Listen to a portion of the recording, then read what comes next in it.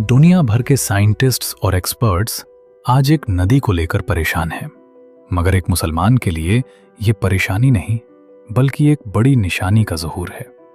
Iraq की मशहूर नदी फुरत तेजी से सूख रही है और इसके नीचे से कुछ ऐसा निकलने वाला है जिसके लिए पूरी दुनिया आपस में लड़ मरेगी। क्या है वो? आइए जानते हैं।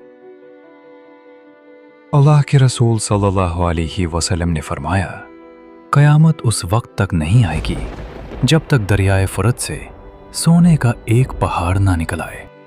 लोग उस पर लड़ेंगे और हर एक 100 में से 99 लोग मरे जाएंगे। क्या इसी के लिए सब खत्म हो गया?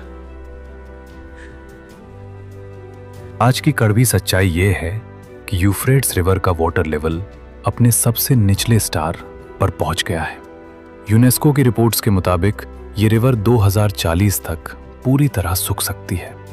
जैसे जैसे पानी पीछे हट रहा है, वहां पुराने शहर और अजीब-ओ-गरीब ढांचा निकल रहे हैं। क्या ये वही वक्त है जिसका इंतजार सदियों से था?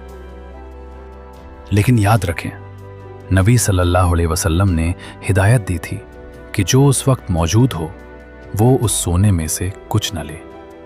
दोस्तों, जमीन के नीचे से सोना तो निकल रहा है, मगर क्या आपको पता है कि आसमान से भी कुछ ऐसा नीचे आने वाला है जो पूरी इंसानियत का नसीब बदल देगा?